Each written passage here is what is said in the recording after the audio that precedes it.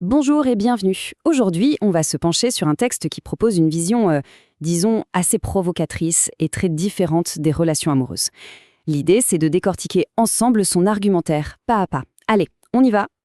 Voilà, c'est le titre et en même temps, c'est toute la prémisse du texte qu'on analyse aujourd'hui. Une seule phrase, mais elle pose déjà tout le décor, toute la base d'une théorie qui veut nous expliquer les relations, mais sous un angle vraiment, vraiment particulier. Donc, dès le départ, ce texte se positionne en fait comme un contre-récit. Il vient bousculer un peu ce que beaucoup de gens considèrent comme les bases de l'amour, de la romance. Et ça prépare le terrain pour une vision des choses, comment dire, un peu plus conflictuelle, ouais. Bon, alors, rentrons dans le vif du sujet. D'abord, le texte s'attaque à ce qu'il appelle une vision très répandue, mais selon lui complètement erronée de l'amour. Une vision qui serait apprise, presque inculquée aux hommes depuis qu'ils sont tout petits. Et voilà, les éléments de ce mythe. L'auteur, ici, il s'attelle vraiment à déconstruire tout ça. Il soutient que ces idées, qu'on retrouve partout, surtout dans les films à l'eau de rose, eh bien, elles créent une base de compréhension complètement faussée pour les hommes au moment d'aborder une relation. Alors là, on a vraiment l'argument central, mis noir sur blanc. D'un côté, le mythe, l'amour de cinéma, où la femme rechercherait la douceur, la stabilité.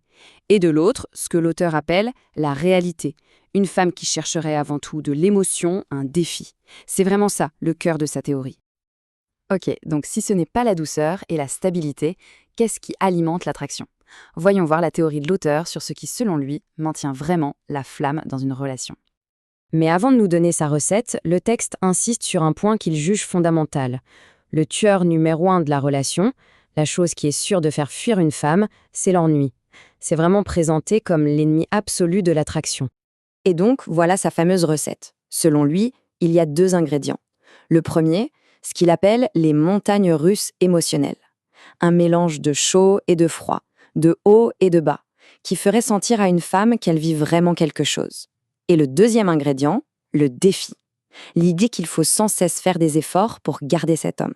Et pour être bien clair sur ce concept de défi, le texte précise que ce n'est pas juste un petit jeu de séduction. Non, non, ça va plus loin. Ça renvoie à l'idée d'un homme qui a de l'ambition, une direction dans la vie, un style de vie désirable qui va au-delà de la simple relation de couple. Bon, maintenant que les bases sont posées, voyons comment les choses évoluent. Ou plutôt, comment elles dérapent selon l'auteur. Une fois que la relation est bien installée, on entre dans une nouvelle phase. Une phase qu'il appelle le piège de la zone de confort. Alors, du point de vue de l'homme, tel que le texte le décrit, tout va pour le mieux. C'est même une évolution super positive. Il se sent bien, il est en sécurité, il a ce qu'il voulait. La paix, la tranquillité dans son couple. Pour lui, c'est bon, le but est atteint.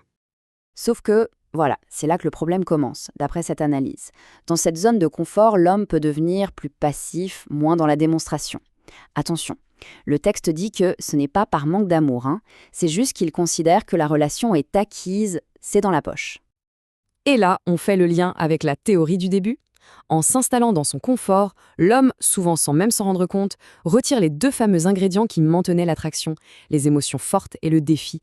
Tout devient plat, prévisible. Et tout ça, ça nous mène tout droit vers ce que l'auteur décrit comme le point culminant de toute cette dynamique. La rupture.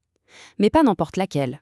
Une rupture qui va sembler tomber du ciel pour l'un des deux, mais qui était tout sauf une surprise pour l'autre. Regardez cette chronologie, c'est assez parlant. Elle montre vraiment 2 réalités qui se déroulent en parallèle.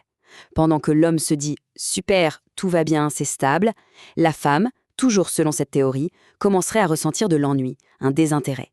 Le décalage est énorme et il mène tout droit à la rupture. Souvent, nous dit le texte, après qu'un plan B ait déjà été trouvé.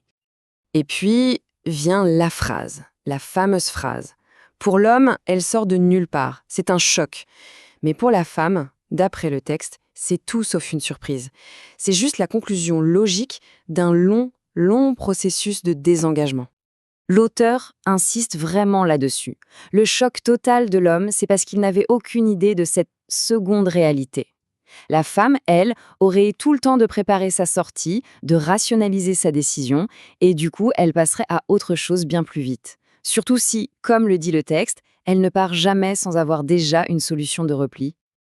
Alors, au final, quelle est la grande conclusion de l'auteur? Comment est-ce qu'il résume toute cette dynamique? Quel est le message à retenir de toute cette analyse?